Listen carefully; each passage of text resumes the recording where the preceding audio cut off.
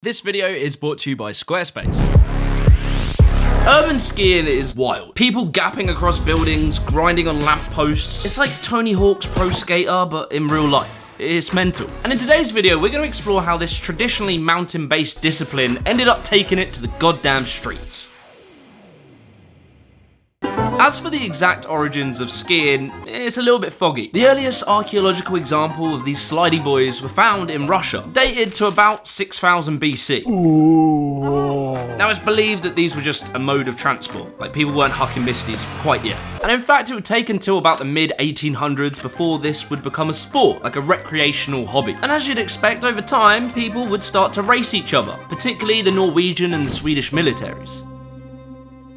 These races included things like downhill and rough terrain, traveling up to 3 kilometers cross-country in full military gear and a backpack, and naturally shooting practice. This shit was like Call of Duty Alpine Warfare, but it was still very much utilitarian, like it served a purpose for the military. But then came the big old Betty Booters, and by that I mean jumps. In 1924, we had the first ever Winter Olympics, hosted in Chamonix, France. Chamonix.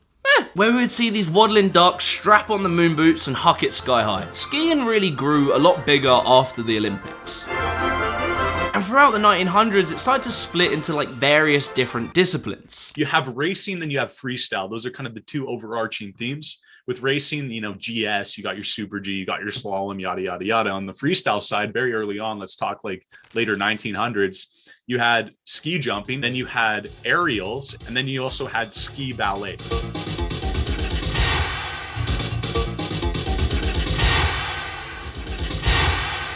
Before we go any further in this video, I want to give a massive shout out to Squarespace for sponsoring. If you're a business owner or you just run a small little brand, there is nothing worse than having a rubbish looking website. Like the logos are too big, buttons don't work. You don't want it. Well, luckily for you, Squarespace has got you covered. With thousands of templates to choose from, you can fully customize a perfect website for you and your brand. Just like that. For most people, the idea of building a website is just stressful. It sounds too technical. But Squarespace just strips all of that away and makes it super simple and easy to use. With tons of built-in features that you don't have to program and code yourself, you just click it. You can have things like e-commerce, mailing lists, appointment scheduling, and many more. So be sure to head over to squarespace.com/JimmyTheGiant. And to get 10% off your first purchase of a website or a domain, use the code JimmyTheGiant. Anyway, back to the video. But you see, something was missing. In around about the 90s, skiing started to change. A lot. You know how it is, the younger generation were kind of getting a bit bored of like the status quo, and they began to rebel against the orthodoxy that had begun to grow in skiing. Yeah, traditional skiing had got very bogged down in rules that were set by the Olympics and the International Skiing Federation. There's a whole lot of controversy that surrounds this federation, so if you want a video on that, comment below. Anyway, in steps the creation of ski parks. Now these ski parks kind of took inspiration from like skateboarding, like giving skiers the option to do grinds. It would also take various inspiration from like mogul skiing. And this shit became so popular that by the late 90s, the entire image of skiing had changed. Coming out and landing backwards, like that's sinful, you know, you go repent. It was no longer just this happy-go-lucky family activity. It was now kind of cool. X-games became the big thing for free skiing. The competitive forms of free skiing were like big air, slopestyle, and halfpipe. But you see, for a handful of these gnarly Nigels, this new, cool, and edgy version of skiing still wasn't quite enough.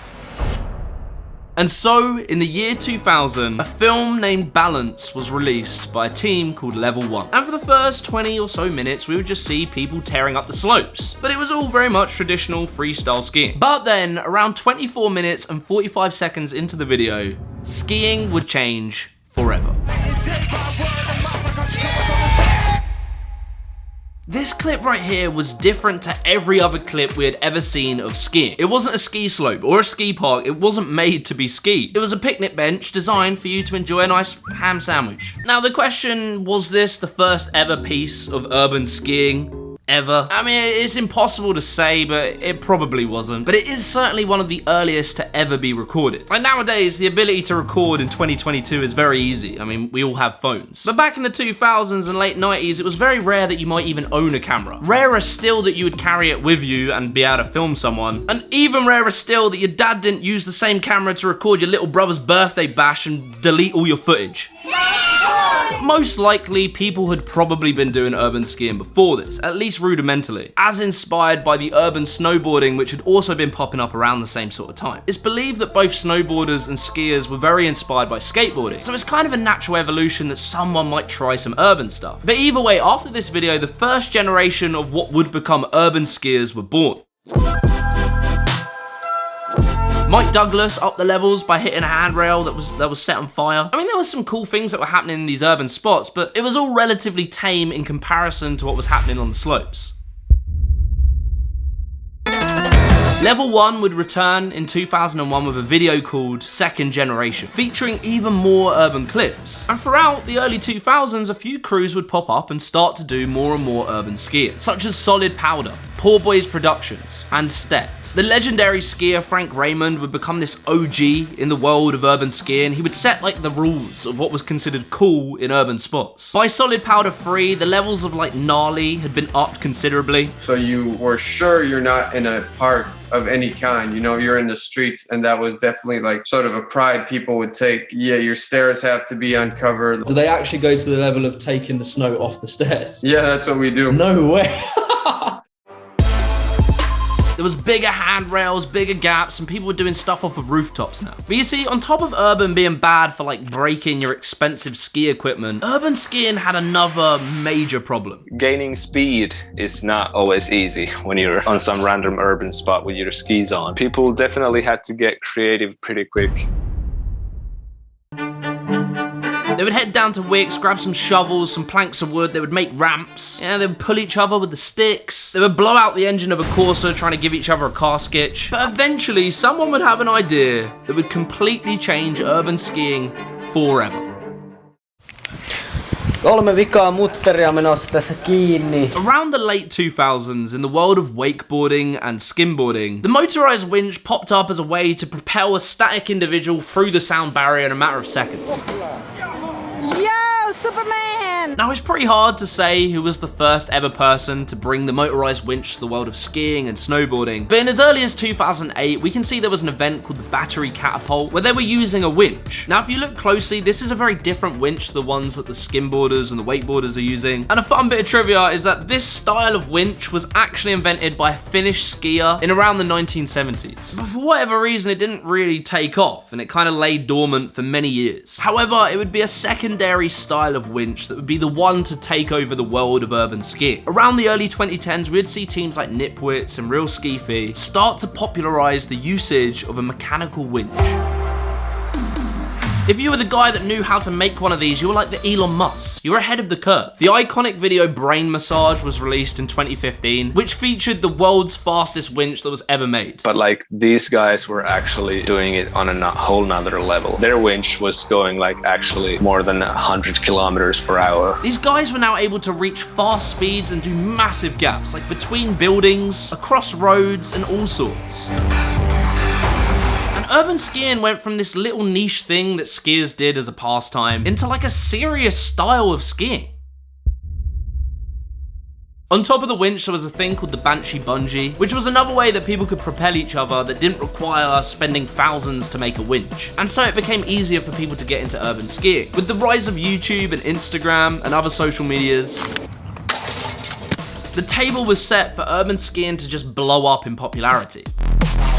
The platforms enabled people to spread what they were already doing, but it inspired and motivated others to actually start doing it themselves. And then that inspired X-Games and Red Bull to come in and, you know, as big institutions, give it some credibility by doing events with it. In 2016, the X-Games launched the Realski event, which was a video competition entirely focused on urban skiing. This launched the skill level of urban skiing through the roof. Teams like Level 1, Stepped, The Bunch, Nipwits, Realski were all putting out these insane video parts and like full-length films solely focused around urban skiing. And there grew like this culture around urban, where these teams would come up with like these ideas of gaps they could do in urban spots. They'd band together, get tools and equipment, and build up these massive ramps and make it a reality. And there is the instance of a spot that took me 4 years of inception. It was an abandoned building, but I had to cut down some rods, cut down some metal. This aspect of like building ramps and setting up jumps is totally unique to urban skiing and obviously urban snowboarding. Like I really can't think of another extreme sport in which you come up with ideas, having to wait for the snow season to build these elaborate ramps and setups, all of that preparation to get like a handful of attempts at the gap, to film it and hope that you land it. Honestly, right now in 2022, like the level of urban skiing is off the charts.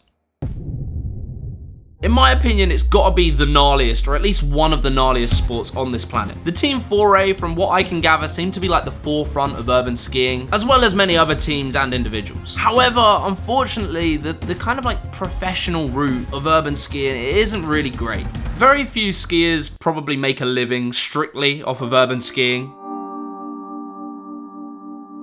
You know, some might release films, etc. and make a little bit of money that way. They might have a sponsor or two. But with the recent end of the X-games Realski events, it's harder than ever. There might arise something that's gonna put something forth for those people to have an outlet to make money. But no, right now there's not much, you know. It's unfortunate. And look, ultimately, I know these guys don't need to make money in order to push the sport. They're gonna do it either way. But it's just a shame, because the more time and effort they can put into doing what they do, that money can enable, the further and further this sport can go, and the gnarlier the hucks.